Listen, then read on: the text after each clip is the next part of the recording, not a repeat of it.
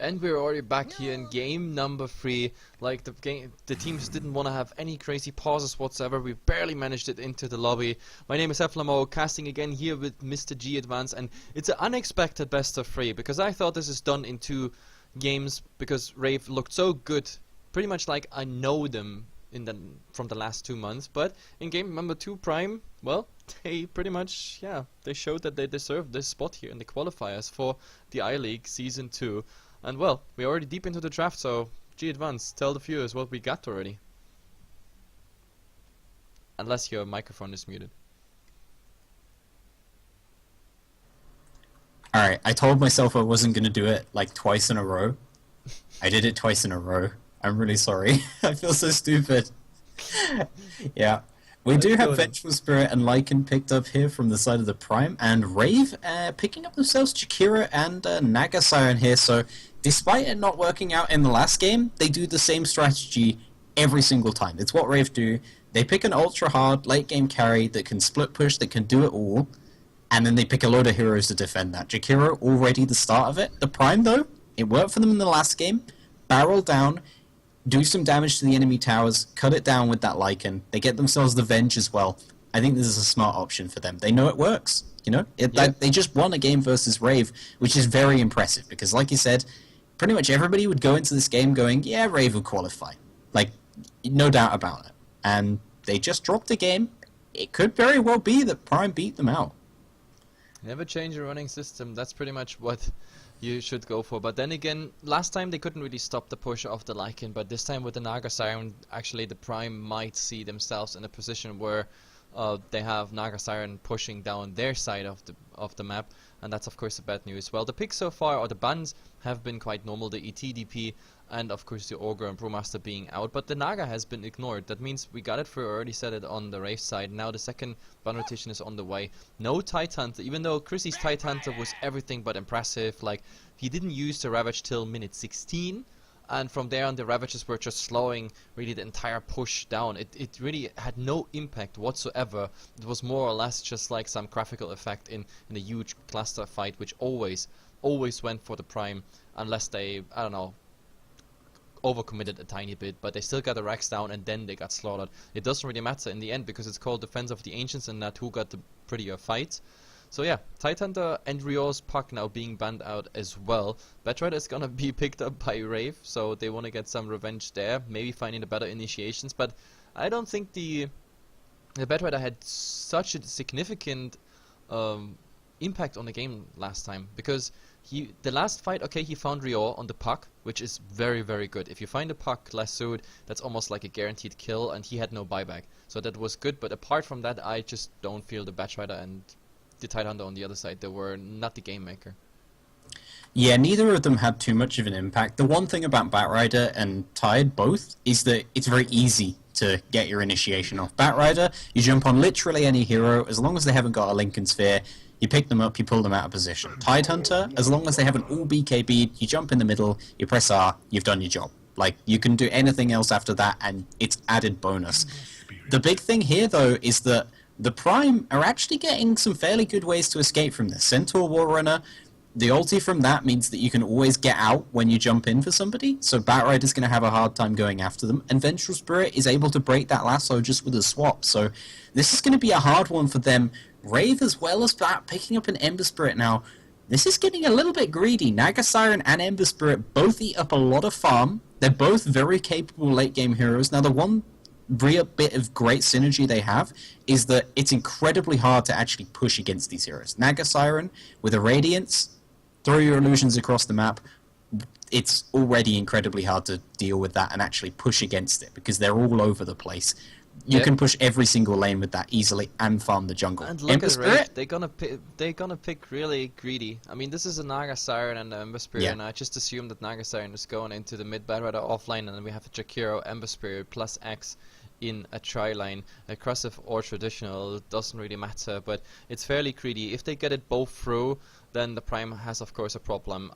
For the Prime's draft so far, in my opinion, it comes online a tiny bit earlier in comparison, so we have to see where this one is going. I think they could get the advantage right there, but then again, Prime, they have to be fast on this game. Last time they were hesitant in many situations where I thought like, okay, maybe that's a chance for Rave to come back, but I didn't really take that chance. So Prime just came back after a while of recuperating and gathering their cooldowns, and they just went for what they wanted to go for, objectives all the way. Yeah, the one big thing that I think is going to be a real issue for Rave this game is that they've got great high ground defense, sure, and they've got some pretty good damage going later as well. They have to farm so much, though. The big thing about Naga is that she eats up a huge amount of room, not just in pushing the enemy back, but also in farm. You can easily take your entire jungle and 2 lanes with that hero. Ember Spirit also needs a fair amount of farm, and he needs to be very careful. It could very well be this game that they end up in a situation where they try to be greedy on a load of different heroes and instead end up with multiple different poor heroes rather than just one who's really capable of defending base. Either Ember or Naga could do the job on their own. I feel like they've maybe overdone it here, and they're going to end up not getting any farm on either of them and not being able to do anything. But it all depends on how the Prime want to play this. Picking up a Dragon Knight as well as the Lycan now, it's pretty clear they're going for a pretty hardcore push this game. So yeah, and they're tanky as well. I mean, the push is not as hardcore as you might think, because I mean, Dragon Knight, sure, but it's a very slow push in my opinion. And Rave, they're gonna pick up the Train Protector, which is very interesting because it does this, plus of course maybe with the Batrider, the Firefly, and of course the Chikiro, they can actually push out quite a lot of aggression on towers, and then you have the Train Protector healing the towers. It's been a long time that I've seen a Train Protector being picked for like defensive purposes, but in this case it's definitely the case. So we have the Prime not being able to actually do like small dents on the tower. It has to be a full-out assault, or the tower will be within like a minute or two back to full HP. Not to mention the fact that, of course, the regeneration on the heroes in the lanes will be nice as well. And on top of all of that, we're gonna get a big fat Enigma with a black hole.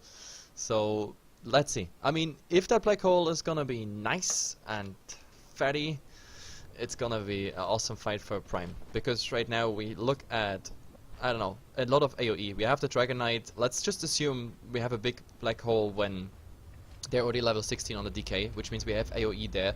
We have the Lycan, which can obliterate any one single target, especially if Necro units and everything is hitting them as well. The entire team is gonna be empowered by the Howl, Vengeful Spirit adding like on multiple targets, minus armor, and of course as a follow-up stun we have the Hoof Stomp and maybe even AoE Double Edge. I mean the AoE, the cone AoE on Double Edge is relatively small, but with a black hole, if you all pull together to one point, that's always a bad thing. Either way, let's introduce the teams really fast before any action happens here. Yeah, on the side of the Rave, of course, it is going to be Jo going into the middle lane here. He'll be on that Naga Siren for his team, playing the traditional hard carry role. Both the supports here, covering their safe lane, it is going to be NB. He's on the Jakiro. Cast is going to be on the Treant Protector. The carry for the team is going to be Rior, though, as I said, it's more about Jo carrying this game. But he's going to be on that Ember Spirit. And last but not least, it will be Chrissy here on the offlane Batrider.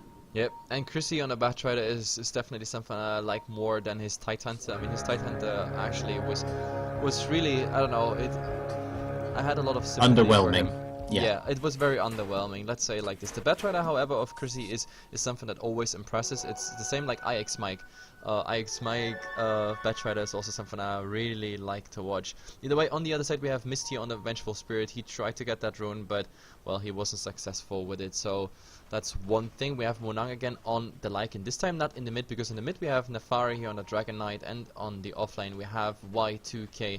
And the one who has been at the fountain because he used the Eidolons in the mid is of course Bubu. So Bubu from a very, I don't know, active roamer to a jungle farmer. So this is a completely new playstyle we're gonna see on this player, and I'm looking forward to it. But oh, look in the mid already, Nefari like being super low. 2 more hits are actually required, and the question is, does he get it through? No, Naga, Jo is gonna eat quite some tower hits here in Nefari. That was not as he planned, and well, we have another Riptide. He could get the first blood if he just gets in range, but no, doesn't seem to end like this.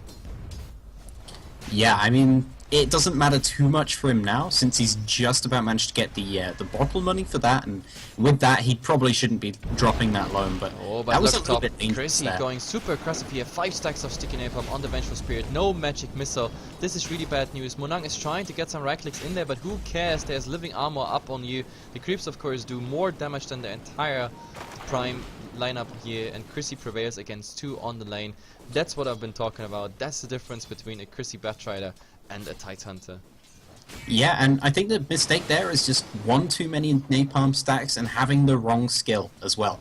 The Yeah. big thing here is that Wave of Terror, sure, it has a lot of synergy with the Lycan, and normally it's a good option to go for if you just want to let your carry, if you just want to throw it on them and then let your carry harass them, but the difference here is that you can't do that, because as soon as you get a single point of sticky napalm on you, you can't turn. Your turn rate is low to 70%, so Lycan's never going to be hitting him. So that's just a look at this. mistake Oh, there. actually the Centaur getting a haste run now against the Jakir here. This is really bad news. He does not have an Ice Path, which means the supports have to come to help here. There's already the living armor, but the Centaur, he just keeps going here. But oh, I think this is a bad idea. Now he has to get the hell out of here, but the damage over time, it should be enough to breath the last one, but Rio is coming in with, yeah, the chains and just finishing it off.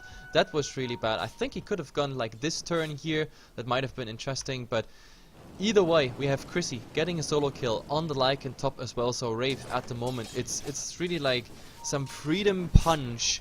Last game was horrible, guys. Let's focus, sit down. We want to get a huge piece of cake here on this tournament, and well, they get a huge chunk definitely here in the early game. Yeah, and that's a real issue as well, because I was saying it in the draft tons.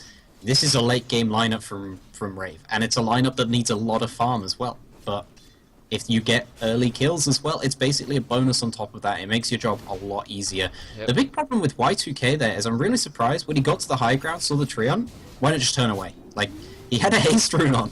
I'm really surprised he didn't just run away. He really thought he can get the kill, but he completely underestimated what Jakiro can do with yeah, liquid and the fire. living arm as well. Yeah. Like, he doesn't have any damage over time. As soon as living armor is on somebody, he has to assume he can't Might kill have a go here on Chrissy. He has a Firefly on, however, so you're gonna bait out that Firefly, and he keeps on stacking that sticky napalm. But still, Chrissy is a beast at the moment on this Batrider. He's soon to be level 5, and that's quite sick, to be honest. The Jakiro, however, well, he's gonna get circled around here, and there's a stun. There will be a level 1 double edge, but it's not enough. Living armor, again, he's slow, and this is a bad idea, Y2K. This is a very bad idea, but oh my god!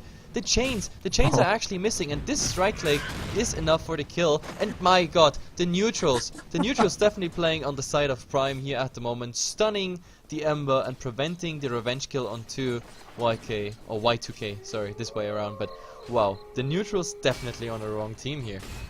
Yeah, neutrals on the wrong team, as well as that, the creeps absolutely screwed Rio then. Like, you never want to try and take somebody on as Ember Spirit when they've got a creep wave next to you as well, because you don't know who the Searing Chains are going to hit, and that's exactly what happened there, is they hit the creeps instead of going onto the Centaur. It's not like he wasn't in range, it's just RNG, it's just luck, you know? And but it's that pretty good. hurts I mean, he managed to kill a solo kill versus a Yeah, tri-line, right. and that this time without the help of a rune or anything. That was really just played out because the Jakiro not having boots or anything and just being circled around. However, it doesn't change the fact that we have a Batrider almost level 6. With this creep wave, he's gonna be level 6. He's halfway through, or even more than halfway through. Oh, this is brutal the how dagger. much he has. Absolutely brutal. He's going to be basically online 2 to 3 minutes earlier than he normally would be able to jump on people and get lasso. And that doesn't sound like that much, but 2 to 3 minutes earlier, when you're talking about what should normally be about a 10 to 11 minute blink dagger, is ridiculous. He's going to have it in crazily fast. The big thing for me is that the Prime, they need to get a ton of worth out of this Enigma here. With this Enigma pick, what they're doing is they're saying, okay, you can go greedy if you like, we're going to go double greedy in the early And game. look at this. He's Gonna just get gonna get a quadruple stack here at the moment, plus even the neighboring camp, which is not stacked, but still, this should be the dagger. So we are looking at a 6 minutes or 7 minutes blink dagger here on Chrissy, and from there on, I think he should just ignore any further farm, just go for something. But in the mid, we have a go here on Jo. Beautiful initiation. That was the first little dragon tail coming out. Only level 1, but enough to buy time for Y2K. Just come in and get the rest pretty much done. Yeah, the great thing about Dragon Knight is that even just his level 1 Dragon Tail, absolutely brilliant. Like, sure, the damage is terrible, but 2.5 seconds, very powerful stun there. So, whenever you get an opportunity to use it like that, it's a nice little way of getting a pick off. Sure, things have gone badly. They've let this Batrider get what is going to be a ridiculously fast Blink Dagger, but it looks like the Prime's draft is starting to pay off. Y2K. That is bad. He's standing in fire, tons of fire, fire from above, from the Chikiro, and fire under your feet. With 3 stacks and 4 stacks now of sticky napalm, you can't run from oil and napalm and a lot of fire. Great quote there. You can't run from oil. Like, I mean that's what it comes down to. It's like a lot of oil, and then the Chikiro is gonna ignite it all. It just makes me laugh because it's like the Zeus quote, "You can't run from heaven," and it's like, no, I'm gonna repurpose it. But I mean, what is sticky napalm? I mean, napalm is such as like a liquid, like an oily liquid that ignites like really fast. It's some, I don't know, crazy stuff. And I mean, sticky napalm, so it has to be like him throwing like little jars of oil, and then at some point he's just lighting a match and. Yeah, it's igniting. I don't know who even throws it. If you look at the animation, he literally just picks up like a globule and just like lobs it. Like, how do you even do that? If you try to throw napalm, all you're gonna do is just swing your arm about with a ton of napalm stuck to it. Yeah. Like, Batrider, he breaks physics. This is ridiculous. And just imagine, I mean, if you're Batrider and you're carrying like tons of napalm with you, what actually happens if the Chikiro puts like liquid fire on you? Then you should, in theory, ignite like a candle and just go supernova like a phoenix. But it all does matter in Dota 2. There is no physics whatsoever. But the fact is, Y2K, he died here. He just got cut out. I don't even know what he was doing there. I can just imagine he might wanted to like circle around, go for JO in the mid, just as they did like a minute before that. But yeah, Y2K apparently also the one who's disconnecting at the moment, so I don't know if that's somehow related. Might be, but the position he was in, that was not a disconnect. He chose to be in that position before he disconnected. Yeah, I mean, that's one of those cases where if you say it was lag, like, it's clearly a terrible excuse. He was just in a bad position, and he had no chance of getting out of there as well. It's just, it's classic CEA is that there's going to be some sort of lag issue at some point. At best of 3, like, I'm surprised that this is only the second pause we've had. Normally, whenever I cast CEA, it's just like, I'm like, alright, I'm going to assign my next 3 hours for one best of 1, because you never know how long it's going to go on for. No, it's not that bad as of late, I have to say. Like it's really kind of reduced. I mean, or maybe it's just me having the luck of not having the pause games, but when Culture, for example, is casting, he mostly gets like the games where you play half an hour and wait 2 hours for that half an hour to be played in like little pieces. Plus, of course, they're always like 20 to 30 minutes late. But I definitely like the approach of most of the tournaments at the moment. Like on iLeague, for example, they're really strict at the moment. Even in Join Dota League, like the lowest like league possible out there. I mean, as in like for tier 2 teams, even they started to like make certain death win rules. So half an hour at the moment, even in JDL, people start to get death wins, and that's pretty nice. So it maybe changes the fact that the teams are, I don't know, a bit slacky here and there with their show up time. Yeah, I'm really glad that tournaments are starting to do that, because it's just better for everybody else involved, right? Like, especially the other team isn't wasting time. We're not wasting time. The viewers aren't sitting there just like watching a pause screen for very long. I much prefer that system where you're harsh. It's not just even about the viewers, because like especially on a day like this where Starladder is running and all the people are like, you know what's the funny part is, like if you look at the Starladder games at the moment, like there are probably a lot of like Southeast Asian people watching it, even though their favorite teams are playing here, which is kind of proving my point that betting nowadays is just everything. You're either on D2L or your game doesn't exist, but that's another story. No, but what's quite interesting is also for the casters, because like for us, like on HeflaTV, I mean, we run at some point up to 5 channels at the same time, or like tournaments spread all over the day. And if like one team is really just coming half an hour late to a game, and maybe another team that brings us like more than an hour behind the schedule, and that means I have to change all the time the tickers for the pages. I need an additional caster who might be just a solo caster, for example, on another channel because of all that delay. It's, for me as a manager, it's just horrible. Like organization wise, just horrible. So I thumbs up for all the tournament admins that are pretty strict on like 10 minutes or 20 minutes late, the first penalties are kicking in. Yeah, I gotta agree. It's one of those things that anybody who's like just a viewer or something maybe doesn't quite understand the frustration. You'll be like, "Oh, our game's late. That's annoying. Whatever. I'll just go play." If you're involved and you actually like have to be there, it's horrible having a game delayed because you're like, I now have just the next 3 hours where I have no idea what I'm doing, but I know I have to sit here and watch And this wait, screen. yeah. Like, I can't do anything else. The best I can do is put some music on in the background. Or, like, watch a Either way, YouTube video. the game is to back. give us We have thoughts. 4-2, 7 minutes in for all those who just joined here. This is Rave versus the Prime. It's 1-1 at the moment, and they don't have any vision on Cast here because he's just hanging around invisible and trying to sneak as much experience as they can. But with 6 Eidolons here at the moment, 2 Wolves, and of course 2 Heroes now, 3 Heroes clicking away here. We actually have quite some damage on that tier 2 though, but I want to go in here. Chrissy is waiting for something, but before everything comes out, he's managing to get that lasso on Mist. That's pretty much a guaranteed kill. The question is, do they find more? Yes, the Enigma is going down. Somehow, Vengeful Spirit still alive, but he's running already. This is a dead man walking, pretty much. So the only survivor is the Lycan here, but I guess that's the best outcome possible in this fight, because he's the one who needs the farm. Still, it's an easy 2 kills for Rave at the moment. Yeah, and really smart rotations there. Chrissy as well, dodging the magic missile stun with his blink dagger and getting the initiation off all in one move. That's a really nice little play there to be able to get on top of them. So that really hurts the Prime's movement there, and they were getting what they wanted. You know, what they need to do is get some damage down, get the pushes going. That they have heroes built around it. They have the Enigma, they have the Lycan.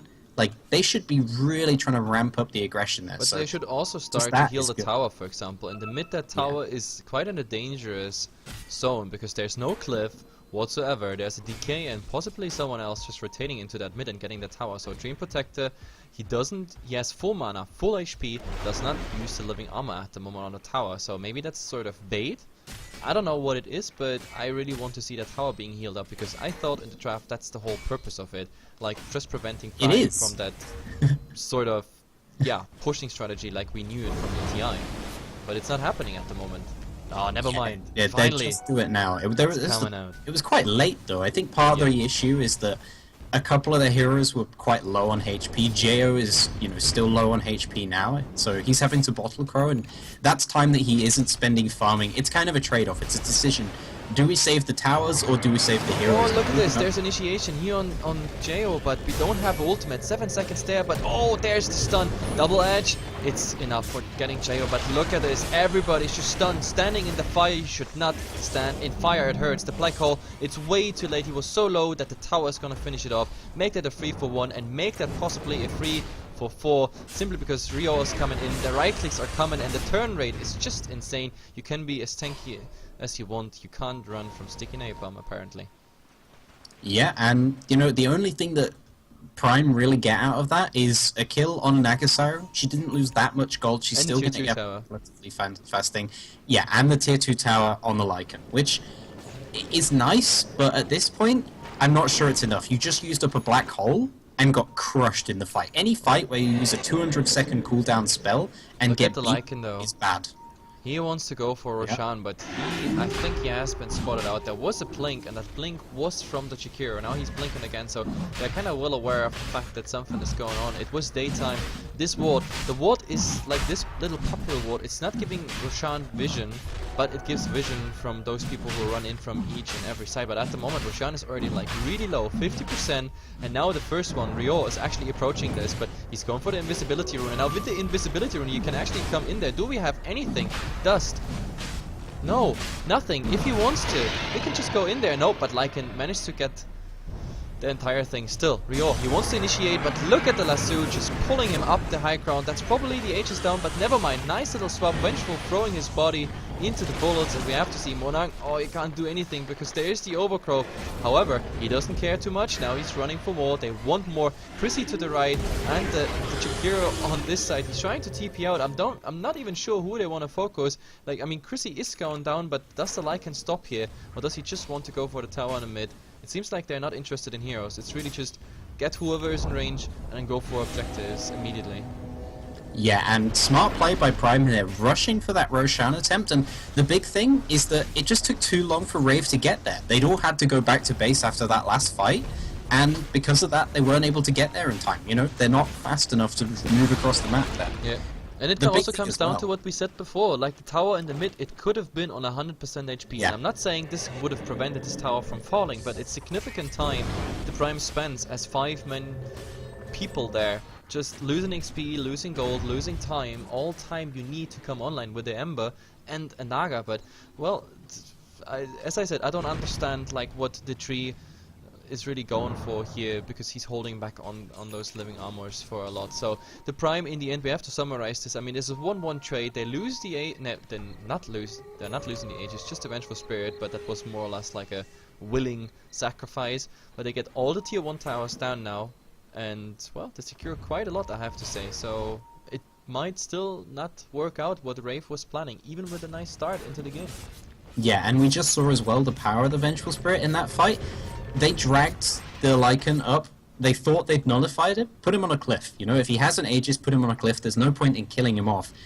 Vengeful Spirit can just swap him. It doesn't even matter at that point if you die. You've already done your job.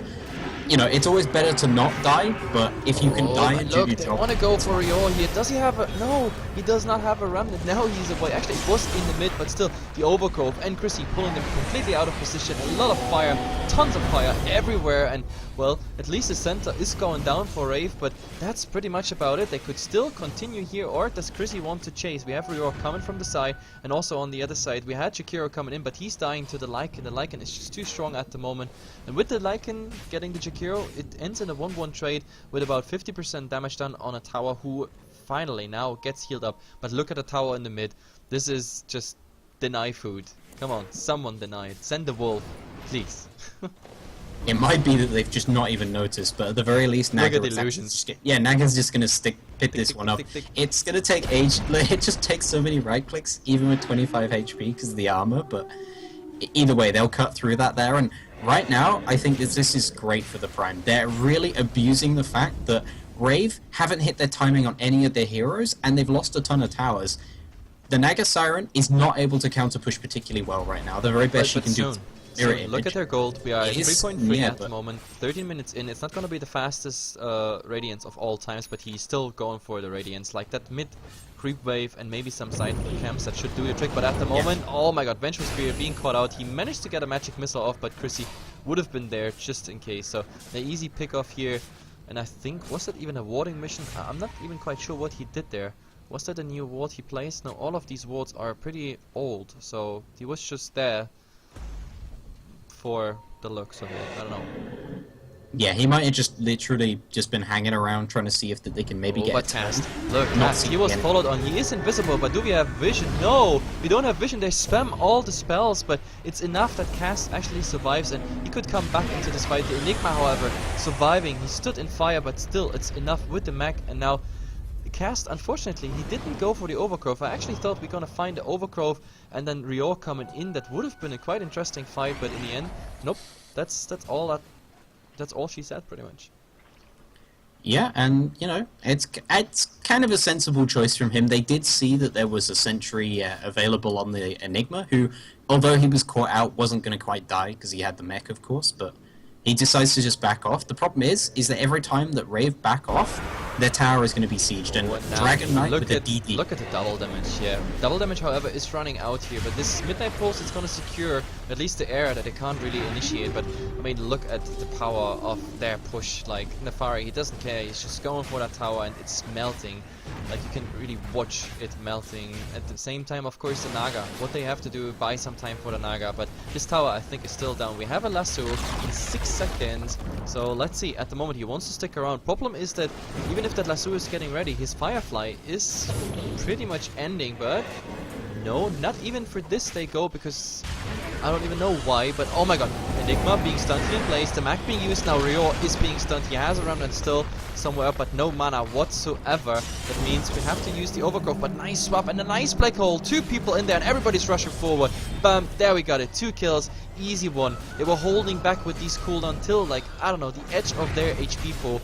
Now they even want to go for more, and just a nice little random magic missile thrown out, but Rio Rio is just coming back into this fight, and Chrissy also buying back because he wants to do something. Sticky Napalm maybe sort of ruining your retreat, but no, not a single chain is somehow connecting to any hero. The only upside in this fight, oh never mind that, they found Nefari here. Does he manage to get a stun? No, not even that. So Naga finds the tier 2 tower up top. Well, they use the Stampede to just run away, and this means also the Radiance. So in the end, Rave got a horrible fight, in my opinion, but, well, they have the Naga, and that's all that matters at the moment.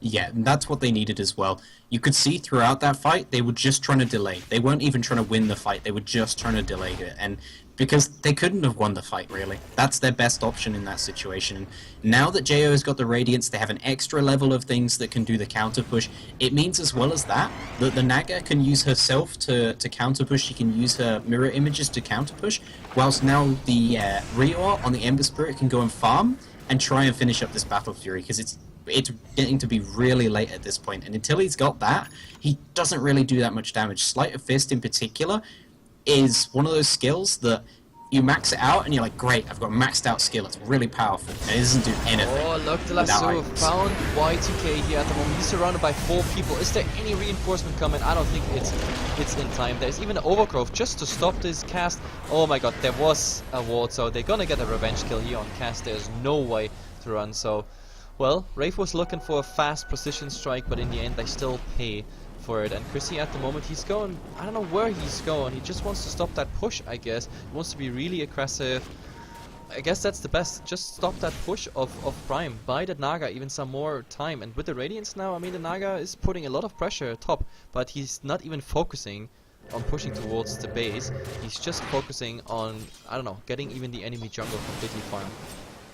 And mid yeah, that's one of the things that you need to do on Naga. It's the core thing about Naga is you're good at that hero if you know how to micro illusions to several different camps at once. Otherwise, that's all you need to do particularly. Yeah, and things added on top of that, it's like, when are you going to sleep? When are you going to turn off sleep and stuff? Relatively simple hero, but it's very hard to execute sometimes if the enemy team really barrel for you, because right now, that's exactly what they're doing. They have 5 heroes here. The Centaurs respawn to actually come back. Yeah, and she has to. She has to, just for the delay factor. But she has to send the illusions in. She can farm a little bit during it, because of course she's got multiple illusions, but she's got to send the illusions in one by one, maximize the amount of time that they're up, because if you send them in all at once, they'll just kill them all at once with AoE, and it does nothing. You send them in one by one, you use the entire duration of that skill to just stop the enemy going. And at the moment this standoff is not going anywhere. Like, with the Naga being present there with sending illusions against it, they just had no chance. Like having a push just based on one lane, it's not working out at the moment for the Prime, because there's too much counter push as soon as JO joins here with the Radiance. And the problem is it's not getting better. Like, as soon as the Naga Siren is, I'm not quite sure what is he going for. Like, is that BOT right away? So BOT into Manta into Heart, like the standard build? I'm not quite sure, but at the moment, like, his illusions, they're like quite a nuisance. Look at Y2K, he's losing so much, and now with this illusion they even scouted that Roshan is on the way. And we have to see, I mean, Y2K's strength boots kick in soon, but it looks like Rave is gonna give up another Roshan, but after that Prime has to go back, because in the mid there's a push, they have top a push, even though it is more or less for like the dire jungle farming. But yeah, this Roshan, it's a freebie again. Yeah, and the big thing here is, yeah, it is going to be standard from JO. He will pick up the Boots of Travel, but he's also saving for buyback. He's being really cautious about this, because they know... Bottom. Do we have a Blink Initiation? Anything? They need Y2K, but Instant Remnant used by Rio. Mist was in the vicinity, but of course a single magic missile does not do the trick. Yeah, it's all about being safe right now. The big thing that Rave need to do is not lose the game right now, because eventually their lineup is going to be so good at split pushing and defending a base, and it's just being difficult to beat. Like, at the 40-minute mark, it's like so hard to kill this team. Chrissy's getting the tower, top the illusions were even making sure that like the first some damage was done on the tier 3 tower, so Prime, the more they stick together, like the harder it's gonna get with the Naga just being super aggressive. She's gonna send like illusions in there to creep skip. Look at the Jakiro and the Naga illusions at the moment. They're just creep skipping, which means the Prime, they don't have creeps to actually go in there. I mean, they're gonna go in there, but there is a cliff. But let's see, do we see something big? Macropire coming out, but the song just buying time. But well, Boo Boo, he's still looking for a big fat black hole, a lot of fire everywhere. Now they're gonna release that song. yeah, released the song. But the question is like, do they get the tower at the moment? A lot of chains. BKB being used on cast. He's the first one to fall, but instantly buying back. And we also had like the Vengeful Spirit in the background dying. But they're gonna focus Jo on 20 HP. I can't even believe that. Unfortunately, of course, the DK ultimate is not lethal. That's the biggest problem. So Rio is coming in, and I think that's the Aegis down for Monang. But they're still focusing on that goddamn Rex. And let's see, do we have Eidolons, anything to somehow support this? Cliff being used, Monarch standing right there, they need to interrupt him, but the back to protection is in. This is the reason for creep skipping, but it doesn't matter, they get it down, and now they have to retreat somehow. Oh, the black hole on so many people, just buying time. It's all about time. In the end, they're gonna lose all 5 here, because Y2K is also being slowed, and in the ice path. They lose 5 for a Meteorex, but considering how Prime won their last game, I think that's worth it. Yeah, and as well as that, when you're going up against a lineup like this, like as I was saying before, you can't beat this lineup if they don't make mistakes of 40 minutes. I actually think it's probably impossible. If they don't make bad positioning mistakes, sure, they might not win either, but you could play 3 hours versus a lineup like this, and you will never actually stop them. You know, you're never actually going to break their base. They but have it was to really do it close now. what they did, because like in the end, like the last 200 or 300 HP of that Meteorex was against back to protection, because the Chakiro and the Naga Illusions actually creep skip behind the whole push. So it was actually good what Rave did, but in the end, the damage was just too big. So the Meteorex actually went down, and the Range Rex lost more than 50% of her HP. Still, if Rave keeps on trading like a certain objective, later maybe even just a tier 3 tower for a 5-man wipe, then Prime sees himself in a position where Rave can strike back. But calling a strike, I think we have here, a 4-man smoke, and all they have to do is find Jo. Problem about it is he is level 15, which means we have the 2-minute song up. So they need to stun him to death, otherwise it's about he's gonna get it reaction off. times as well. This is very much a position about reaction times, and can they get hold of him? I mean, they don't know exactly where he is. The thing with Naga Illusions is, yeah, sure, the smoke helps with this a little bit, but there's 5 Nagas on the map whenever she uses Mirror Image. And she's going to have Manta Style soon, so there's 7 Nagas on the map. It just makes it trying to get to the 9 Eidolons micro, but no, the ice path is preventing it. But still, we have to stampede. They want to get something. Yeah, they want to get the Chakiro, so he's gonna pay for the insolence of getting that tier 1 tower kill. And that, I think, is the start of a new push for the Prime. The question is, do they go mid and then into something else? The problem is, in the mid we still have a tier 2 tower standing on quite decent HP, actually on full HP, almost, just 20 missing there. So they have to go frontal through the mid, otherwise that doesn't really work out. But look at Chrissy. Chrissy is creep skipping at the Dire base. So at the moment there's nothing, absolutely nothing they can do at the moment if everything is creep skip. But oh, we have Jo in the mid, but there's the song. To all of them. You do a great impression, truly. Great Naga, right? That was inspiring. I always love the Naga song. It's like You love the Naga song because you hate fun. That's what I say. It's I hate me Naga. in the morning under the shower. That's Naga song. I was actually joking because I played a game the other night as Naga, and I never play heroes like that. Like, I'm a very aggressive player, and my friends afterwards were just like, "You've done nothing all game." I was like, "I have 800 GPM. I don't care." Like, because you just spend the entire game avoiding the enemy team and hitting creeps there, but you can already see the effect it's having is that the Prime just got a fight, right? They kill the Jakiro, and only just now are we seeing them actually attack the tower, and even then, like, the Jakiro throws Liquid Fire out, he throws his ulti out, they throw everything they can, and now there's the Battle Fury up on the Batrider. It's so hard to kill their base! Oh, right now, well, they swap him out, but he's still standing in fire, so Vengeful Spirit, you're not just sacrificing yourself, the Lycan was still dead, so that swap was not a good idea. But, well, no chains at the moment, but still Nefari is gonna be, BKB and TP out, there's nothing they can do at the moment because there's no overgrowth. In the end, they're gonna trade 80% on a tier 2 tower, which is gonna be healed up by the Dream Protector for 2 kills, and one of them was the core. That's actually bad news at the moment. So the Prime, they're struggling, they lost all of their momentum. But oh, they find Chrissy here, being stunned in the Midnight Pulse. Do we have anything to follow up? Y2K, come in there.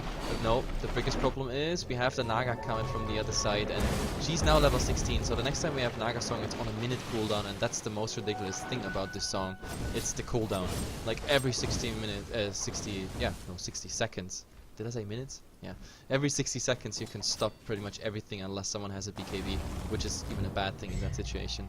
Yeah, that's the thing about Naga Siren, is that she might be a late game hero, but her damage isn't actually late game scaling. It's her usefulness that is late game scaling. She covers the entire map, she farms it all, she pushes it all, and then when you try to take fights, she has complete control over what happens in them. If she gets off Song of the Siren, which she almost always will be able to do, it just completely changes the fight. If the fight was going badly, they can say, okay, now we get all our AoE spells off, we can set up really easily. But look if at the this, fight I is think they're going doing well, the right thing. I think they're doing the right thing if they keep on pushing right away, because Yeah, they they know have the to. longer they wait, the more living armor is gonna like be against Exactly. them. So there's no cliff at the moment. Wait, never mind. There is a cliff. It just came up. Like last time I checked, it was still a minute, but yeah, that was a minute ago. So apparently it's up again. Midnight Pole securing the area again, and they're gonna go for the tier 2 tower. They need that to get on the high ground. Actually, they used the cliff for the tier 2 tower, which is quite a surprise. Which means for Prime, they might actually keep on pushing here. But at the moment, like living armor still holding is somehow alive. The units are all getting killed, and well, we have to see. Cass is actually in a nice position to get into the team and go for overgrowth. Where is the lasso? No, Chrissy is just too slow. And now with the Lycan ultimate on. Still, look what they just committed. Like, they're playing together while the Naga is farming, and they don't even get a tier 2 tower down. Just the cliff being baited out. That's the achievement of the last 5 minutes, pretty much. Yeah, they basically spent all their time doing nothing in the last few minutes, and that's really bad for them, because the thing is that if you're going up against a team like this where they want to try and push things out into the late game, they want the game to be slowly paced every time you try and do anything, when you do try and do those things, and when you do get those small opportunities where your lanes aren't pushed into your base, you need to make it work, especially against a Treant Protector, because if you don't take the tower, the next time you come back, you've done no damage to it. It's irrelevant how much damage you do But I to a think they're tower, coming back unless now. it's dead. They have to. I mean, they have to, because like the Yeah, longer absolutely. they wait now, we are 28 minutes in, guys, and it looks good for Rave, but Rave is still the ones in like a more passive role. The problem is the Naga Siren sending illusions into the tier 2, so that might actually soon fall. And Prime is trying to push that by objectives. The problem is we have a Dream Protector, and now also that counter push by Rio. He has the crit up now by the Chrysalis, and of course the cleave that has been up for another 10 minutes already. And look at it. Look how he's cleaving at the moment, and Chrissy finds the Enigma. That's exactly who you need, and he's putting him directly on the throne here. There's no way he can do that. He still has the Mac and can TP out, but Oriol being under attack, he's actually dying, but instant buyback. He still has, does he have a remnant somewhere? They use the song at the moment. Enigma also somehow manages to get out of here, but yeah, they're gonna get the Lycan, and with the Lycan dead, then everything is just gone. But a black hole, a beautiful black hole, 4-man, all that AoE damage at the moment, but it doesn't seem enough, and Riol's buyback was completely worth it. They just get the kill on the Train Protector, but it's a full 5-man wipe here. A beautiful black hole, but Jesus Christ, that was just not enough. Yeah, that was the absolute best black hole that you were going to get this game. The one problem is that NB has no reason to be really close to the rest of the team. He's a Jakiro who can throw an Ice Path from absolutely miles away, and that's exactly what he did there. And this lineup is getting so hard to fight. I mean, we saw the little crits coming out there with the Battle Fury in the last fight. It did a ton of damage to them. It wasn't little. That was cleaved amongst but 3 people. it is a little crit. It's only a Crystallis. Like, imagine if he has Daedalus and double Battle Fury, right? It took He's away going to cut them 50% in of half. the Lycan, just like that. Exactly, and it's only going to get worse as well. The Prime, they need to come up with something big in the next fight. They probably need to go to smoke, probably onto 2 kills. I want to get Chrissy here, and they actually find him properly stunned to death, but they're still gonna get... I mean, Chrissy ensures They're losing that... Roche for it, Yeah, and they that's get a Roshan. awful big for them, because this is a team that needs to commit hard to a fight, is now going into a Roshan. Like, they're going into Aegis when they're the team that needs to commit hard. I just don't know if they're going to be able to do this anymore. To be It honest, feels to with be this like Aegis now on Rio, it's the best thing that can actually happen to Rave, because like if Rio gets bursted down the next time, he's coming back with the Aegis. Before that, he used the buyback, and that's why they pretty much won the fight, because there was just too many people still alive that this black hole actually ended in something, and the Lycan was dead. This was a black hole with the Lycan not putting any damage into anyone. If they would have gotten the second kill on Rio, maybe even Jo, that would have been probably mid-racks, maybe even game. But the Prime, they do the right thing though. Like right now, being passive is, I think, nothing you can do because you won't outfarm a Naga and It's also not pointless Rio. at this point. Absolutely pointless. They have to keep going. But again, look at the tower. So far, what damage have they done? They've done 100 odd damage. Even though they've kept on coming back and they've done probably 3,000 damage to the tower, then it doesn't More matter. than that. There's a They tree on got this tower like in HP probably Yeah. 4 times or 5 times down already, but it got healed up. And look at all the crits and little stuff. But oh, let's see, we don't have Abyss of Light yet here on the Jakiro, but there's still an Overgrowth holding them in place, and Rio is just critting through them all. The Song holding them, even the 2 people there in place, and Nafari is the first one to die in this fight. Now we have a Lasso as well, just bringing Monang back to the action, and Bubu, of course, no Black Hole. That was a bit too early, that push in this game, and well, they call GG. They say like, guys, we have no chance to push here anymore. I think they could have pushed 30 seconds later, maybe tried it with a Black Hole something, but Song, Overgrowth, and Rio and JO's farm just increasing, that was just not possible. Yeah, the fact is that a team like that has so many different ways of fallback. Like, your primary thing is that you use the Ember Spirit and the Treant Protector to defend the towers. What if the Ember Spirit's dead? Well, you use the Jakiro to defend the tower. What if Jakiro's dead? Well, then you use Batrider to defend the tower. What if he's dead? Oh, well then Naga Siren is cutting the creeps and pushing all the other lanes out as well. Like, it's so many different things that can stop you from pushing. And to be honest, I'd have GG'd out then as well, because they just rushed 3 or 4 times down mid lane on a team where they don't have any other options other than to rush at the enemy, and they lost all of those fights. At that point, you just have to give it Either way, guys, that's it here. The best of 3 is done, and we come tomorrow back with the next round, with the round 4 and round 5 of the I-League here, also on HeflaTV. So I think tomorrow we might even manage to get those games on Dota 2 launch. I hope so, but of course a lot of Starlight is going on at the moment. For those who found it here, thank you. My name is HeflaMoke, and casting with me was Mr. G Advanced, someone who's actually not part of HeflaTV, but I enjoyed the cast nevertheless. So follow him on Twitter here at G Advanced, I think, if I'm not mistaken. It's at G Advanced Dota, I think. Yeah, okay. So you can find him there on Twitter, give him some shout out if you like his cast. And of course, as usual, follow us here on the HeflaTV channels. A lot more content coming, even before Christmas, and after Christmas it's gonna get even bigger. Prize pools with 6 digits. A lot of action is coming, guys. So thank you for joining. Tomorrow we're gonna be back, and now some music, so you can enjoy and maybe chat or something. Like, I will be in chat for quite a while if you have any questions whatsoever. And of course you can find all the VODs. If you missed anything, find them on YouTube at HeflaTV. Actually, for now the URL is at HeflaMoke, but that's gonna change soon as well, since YouTube is so nice and lets us change it. Either way, guys, see you soon, or see you tomorrow rather. On HeflaTV 2, there's still Myth versus Evasion, casted by Grandis V and Michael Loris, so I'm gonna host over the channel pretty much soon, but also a game you should not miss. It's, I think, 1-1 if I'm not mistaken there, so go over there and see ya.